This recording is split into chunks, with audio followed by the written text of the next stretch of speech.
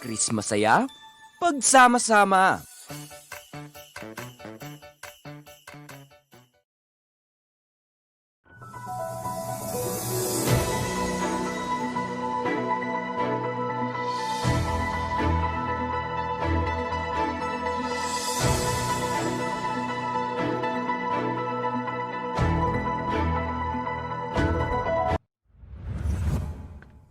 Sa ulo ng mga balita, ayon sa eksperto, Omicron pwedeng tumama sa lahat. Bakunado sa PNP, halos kumpleto na. BJMP naghahanda sa mga dalaw. Lalaki sa Ilocos inatake sa puso habang nagmamaneho.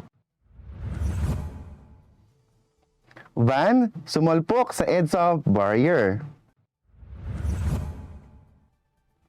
Piso bahagyang lumakas. Marian Rivera may buwelta sa mga bashers. Miss Grand International 2021, Miss Vietnam.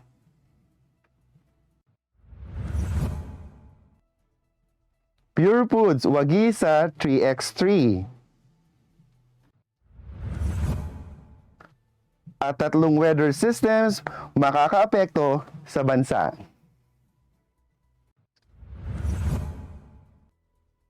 Magandang umaga, ako si Kim Sancha at ito ang Tribune News on Q. Narito ang mga mainit na balita ngayong Lunes ng umaga, Disyembre 6, 2021.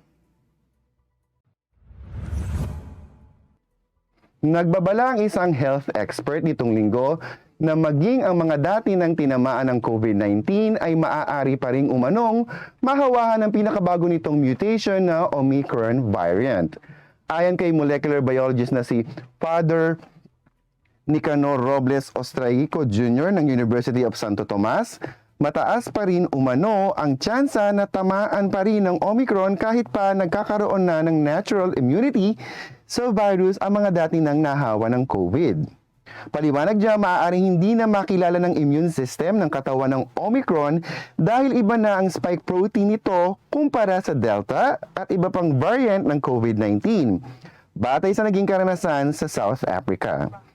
Dito nagmula ang pangamba na posibleng hindi epektibo ang mga naunang bakuna sa Omicron, pero masusi pa rin itong pinag-aaralan. Ayon pa sa eksperto, maaaring umabot pa ng 1 linggo bago malaman ang resulta ng pinagsamang dugo ng bakunadong individual at Omicron kung saan malalaman kung kayang patayin ng antibody sa bakuna ang virus. Pero sa obserbasyon ng Gauteng Province sa South Africa, lumalabas na karamihan pa rin sa mga kaso ay hindi bakunadong university student o mga batang hindi bakunado ang magulang. Sa taas ang vaccination rate sa Metro Manila, naniniwala si Ostriatico na maliit ang tsansa na magka-surge ulit kahit pa makapasok ang Omicron.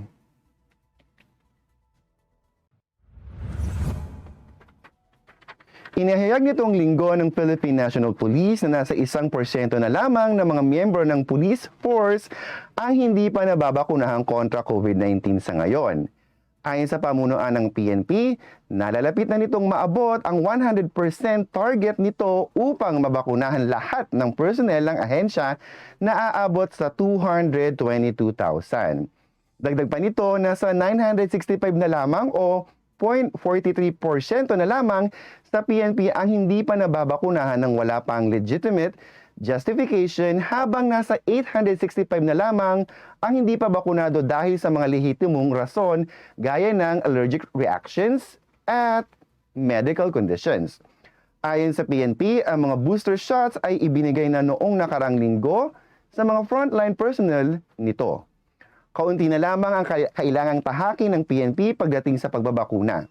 Kung susumahin, isa itong magandang balita para sa sambayanan dahil masisiguro na ng publiko na lahat ng mga pulis sa bansa ay protektado na laban sa nakamamatay na sakit at dahil dito, mas magagawa ng mga ito ang kanilang tungkulin sa bayan.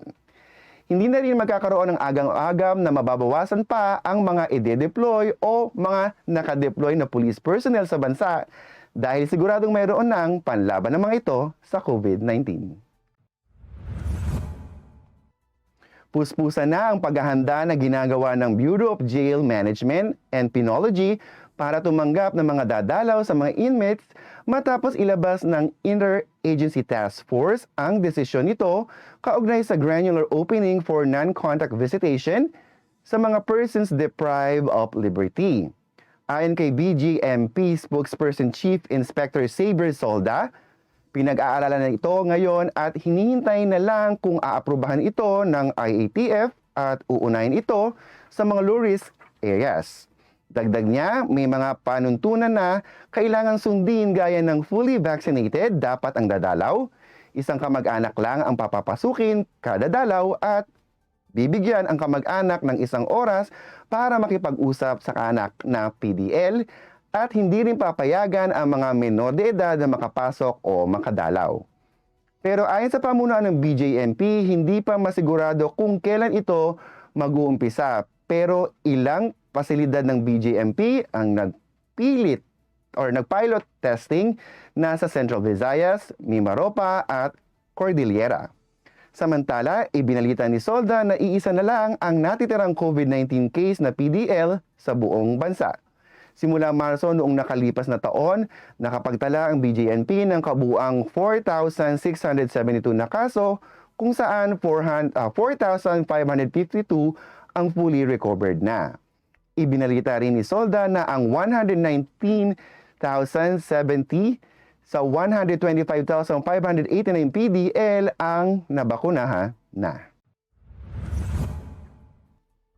Isang lalaki ang patay matapos na atakihin sa puso habang nagmamaneho dahilan upang madisgrasya ang kanilang sinasakyan habang sakay ang lima pa sa Ilocos Sur, Linggo ng madaling araw.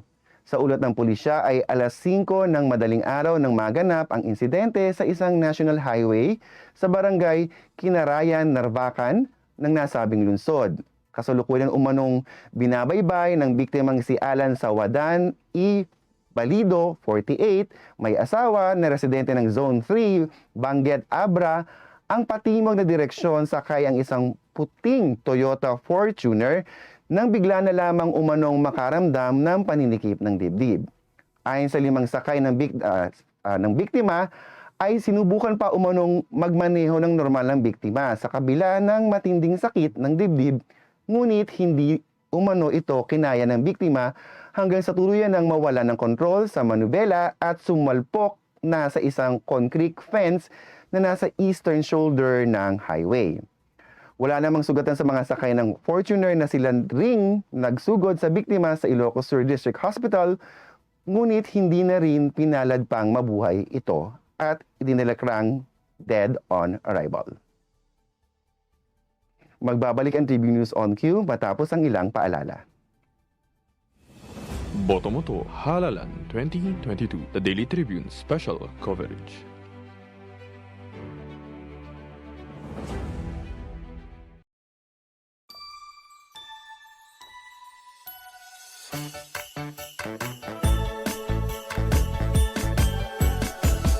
Chris Masaya, pagsama-sama. Bong, yung naumpisahan ko, tapusin mo. Mga bagong highway, tulay, tren, dapat ma-enjoy na kaagad ng mga tao yan. Kailangan lahat bakunado at laging may ayuda pag kailangan. Huwag dapat makabalik ang mga drug lords para ligtas ang pamilya. Yung ginawa mong malasakit centers, maganda yan. Padamihin mo pa. Magkasama tayo. Tayo ang nagsimula, tuloy-tuloy lang. Bong.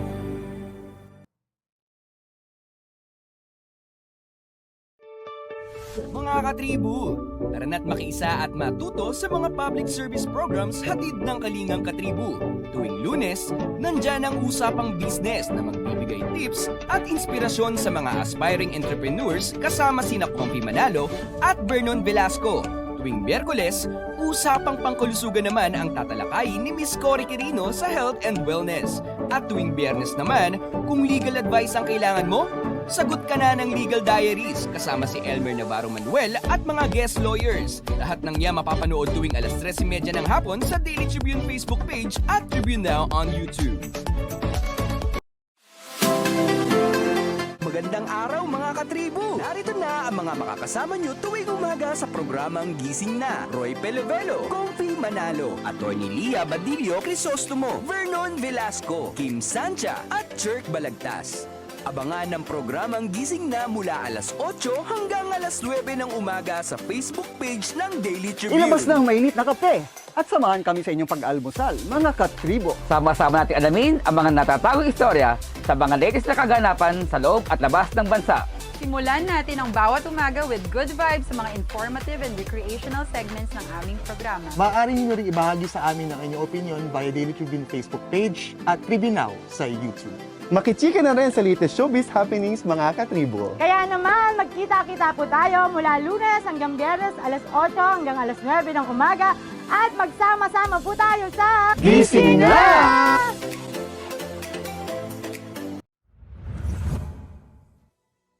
Muling nagbabalik ang Tribune News on Cue. At para sa ibang balita, narito si Jerk Balagtas. Magandang umaga. Dito nga sa kahabaan ng southbound GMA Kamuning paakyat sa flyover ay isang vehicular accident ang naganap kung saan isang L300 van ng DM Consunji Engineer Contractor na may plakang NCV 3946 at matatagpuan ng opisina sa Makati ang nasangkot sa aksidente. Minamaneho ito ng isang Ronald Bisaya, 51 anyos na company driver na ayon sa kanya ay nakaidlip umano siya. Galing pa umano siya sa Antipolo at nagtungo ng Bulacan at papunta sana sa Batangas na maganap ang insidente. Kung makikita nyo nga, no, itong mga concrete barrier ay nagkasira-sira nga matapos niya mabundol. At ito nga ay sinusubukang linisin ng mga tauhan ng MMDA ang mga nagkalat na mga parte ng nagkabasag-basag ng concrete barrier. At napag-alaman nga mula dito kay Patrolman Ray Tumaliwan ng Quezon City Police District at District Traffic Enforcement Unit, Traffic Sector 4 na wala nga maipakitang kahit anong identification card itong nasabing driver. Maski yung driver's license niya ay naiwan niya umano doon sa pribadong sasakyan niya na ipinarada niya naman doon sa kanilang base at gamit niya itong L300 ay papunta sana siya sa Batangas. Narito ang panayam sa kanya. Nag-slip po siya kaya nabangga niya po yung barrier and then nung hinahanapan ko po siya ng lisensya, naiwan niya daw po. Ayun po, ma'am. Ngayon ay sinusubukan pa nga rin tanggalin itong L300 na bago pa man makasanhi ng mabigat na daloy ng trapiko. At muli, ito ang inyong katribong si Jerk Balagtas na nag-uulat para sa Tribune News on Cue. Maraming salamat, Jerk. Bahagyang lumakas ang piso kontra dolyar matapos naman itong magsara sa 50 and 36 pesos kada dolyar noong Biyernes. Mas mataas ito ng 4 na sentimo kumpara sa 50 and 40 cents noong Huwebes. Ayon sa Bankers Association of the Philippines, mas mataas din ng 7 sentimo ang pagsasara ng piso noong Biyernes kumpara sa palitan noong isang linggo. Sinabi ng mga ekonomista na ang pagtatatag ng piso ay dahil na rin sa magandang kalakalan sa local na stock market sa nakalipas na 2 araw. Nagtapos ang trading sa Philippine Stock Exchange sa 755.19 noong Biyernes, mas mataas ng 22.65 puntos o 0.32% kumpara sa nakaraang kalakalan. Ngayong linggo, inaasahang maglalaro ang palitan ng piso sa dolyar mula 50 and 15 pesos hanggang 50 and 55 pesos. Ayaw na lang pansinin ni Marian Rivera ang bashers na kumwekwestiyon sa pagkapili niya bilang Miss Universe judge sa gaganaping Coronation Night ng prestihiyosong beauty pageant sa Elliot Israel sa Disyembre 12 o 13 sa Pilipinas. Mas nangingibabaw sa kapuso queen ang excitement at karangalan na maging judge sa Miss Universe. Para daw sa kanya, minsan lang kasi mabigyan ang isang tao ng ganito kahalagang gagampanan sa Miss U, na kung saan ay napakahalagang okasyon na magsasama-sama ang lahat. May gusto ring iparating si Marian sa mga mag-aabang sa pagsasalita niya ng English, lalo na sa question and answer portion. Inamin ni Marian na hindi naman talaga English ang first language niya kung hindi Filipino. At kinuha naman daw nila siya dahil sa kanyang body of work bilang isang Filipina. Ang masasabi lang ni Marian, hindi siya magpapanggap kaya i-express lang niya ang sarili nang naaayon sa nararamdaman niya araw ng Miss U.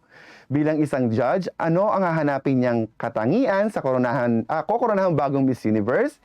Hindi lang yung kagandahan kundi ang katapangan din nila na maibalik ang humanity sa mundo sa kabila ng mga pinagdadaanan ng lahat. Si Beatrice Luigi Gomez ang pambato ng Pilipinas sa Miss Universe 2021. Ang gintong korona at titulo ng Miss Grand International ay nilipat ni Reigning Abina Apia ng Estados Unidos kay Nguyen Tuc Tung Tien mula sa bansang Vietnam sa katatapos na 9th edition noong Sabado ng gabi, 4 ng Disyembre, na ginanap sa Show DC Hall sa siyudad ng Bangkok sa bansang Thailand. Sina Tien at Apia ang unang representatives ng kanilang bansa na nanalo sa timpalak pagandahan na base sa Thailand. Si Tien ang pangalawang babae mula sa Asia habang si Apia ang unang black woman na nanalo. Tinalo ni Nguyen ang kandidata mula sa Ecuador sa isang nakakagulat na top 2 final question round kung saan tinanong sila kung bakit dapat nilang makuha ang titulo. Tinanghal naman ang mga kandidata mula Brazil bilang second runner-up, mula Puerto Rico, third runner-up, at mula South Africa, fourth runner-up. Hindi naman nakapasok sa top 20 ang pambato ng Pilipinas na si Samantha Panlilio, na ikinagulat ng maraming Pinoy pageant fans and enthusiasts. Dahil nga sa pagkakaligwak ni Panlilio, naging top 5 trending topics sa Twitter ang mga hashtags na Sampan, Miss Grand International at Nawat, hanggang matapos ang pageant. Ang Miss Grand International ay isang beauty pageant franchise na nakabase sa Thailand. Ito ay initatag noong 2013 ng media personality na si Nawat Itzagrazil. Ang inaugural edition nito ay ginanap sa Bangkok na nagtampok ng 73 bansang kalahok kung saan tinanghal si Janelle Lee Chaparro ng Puerto Rico. Ang pageant ay naglalayon na isulong ang kapayapaan at laban sa lahat ng uri ng salungatan sa pamamagitan ng Stop the Wars and Violence campaign nito. Magbabalik ang Tribune News on Cue matapos ang ilang paalala. Botomoto Halalan 2022, the Daily Tribune special coverage.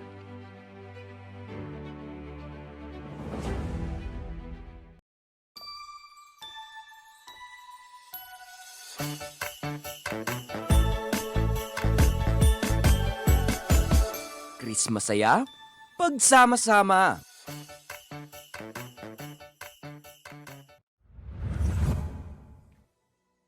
Nagbabalik ang Tribune News on Cue. Tinalo ng Pure Foods ang Meralco sa score na 21-16 para angkinin ang League 4 Championship crown ng PBA 3x3 tournament sa Inares Sports Arena sa Pasig City. Nanguna sa half-court tournament ang quartet ni Paulo Havelona, June Bonsubre, Jed Mendoza at Joseph Erobu at nagbulsa ng 100,000 cash prize. Nag-deal si Bonsubre ng title clinching shot, ngunit sa Havelona ang nangunguna sa Tyrants na may 10 puntos at 3 rebounds. Pumasok ang Tyrants sa final round sa pamamagitan ng 2015 na tagumpay laban sa Pioneer Pro, tibay sa quarterfinals bago pinakawalan ang 21-11 dropping ng TNT sa Final Four. Nabigo ang Bulls na ulit ang kanilang championship run mula sa League 4 nang makamit nila ang 50,000 pesos runner-up prize. Nasungkit naman ng TNT Tropang Giga ang pangatlong puwesto matapos tumilapon ang Platinum sa score na 21-20. Magiging maulap naman na may kalat-kalat na pagulan at thunderstorm ang mararanasan sa Caraga at Davao Region dala ng shear line. Sa Cagayan Valley, Cordillera Administrative Region, Aurora at northern portion of Quezon kasama ang Polillo Islands ay magiging maulap naman ang kalangitan na may kasamang mahinang pag-ulan dala ng hanging amihan. Sa Metro Manila at natitirang bahagi ng Luzon at Visayas ay magiging bahagyang maulap naman na may kasamang isolated light rains dala rin ng amihan. Sa nalalabing bahagi naman ng Mindanao ay magiging bahagyang maulap hanggang maulap ang kalangitan na may kasamang isolated rain showers bunsod ng localized thunderstorms. Ang temperatura sa Metro Manila ay maglalaro sa pagitan ng 31 degrees Celsius at 20.4 degrees Celsius. Sumikat ang araw kaninang alas 6:08 at lulubog naman mamayang alas 5:26. At yan ang mga balitang nakalap sa oras na ito. Ang Tribune News on Q ay nais magpasalamat sa mga sumusunod. The SM Store, Mary Kay, Araneta City, Department of Tourism, MG Motors, Haina Motors, Security Bank at kay Overseas Community Affairs Council member Alan Lin ng Republic of China para sa kanilang suporta. Mga katribo, 19 days na lang at Pasko na! Muli ako si Kim Sancha at ito ang Tribune News on Q. Magandang umaga! Catch the latest news on our website, tribune.net.ph. Follow us on Facebook, Twitter, and Instagram. Subscribe to our YouTube channel, Tribune Now. Download the Daily Tribune app on Apple Store for iOS and Google Play for Android to get the latest and most comprehensive news online. Daily Tribune invites you to join its vibrant community, Katribu, to get updates on the hottest news on politics, business, sports, lifestyle, and entertainment. Emoticons of the Tribune mascot Tarsito are available on our community Viber. Mag-usapan pa natin yung revision. Itong plano mo, iniwan mo. Ako na bahala. Bash. Itetext ko lang sa'yo pag At least try to be professional. I am being professional about this. Kita-kita ko nga eh. Ano ba pinagkakaganyan mo? Nabili ko na kayo mga designs mo? Hindi masama yung loob ko. Okay nga lang ako. Ayan ka na Ano naman. na naman ako? Ayan, ganyan. Sasabihin mo walang problema, pero meron naman pala. Wala naman talaga eh. Bash, paano ko maayos ang problema?